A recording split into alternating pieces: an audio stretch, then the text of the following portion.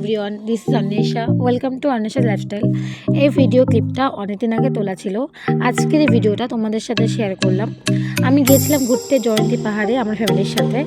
পাহাড় ঘুরতে কেই না ভালোবাসে বলো, আমিও ঠিক সবার মতো পাহাড় ঘুরতে ভালোবাসি।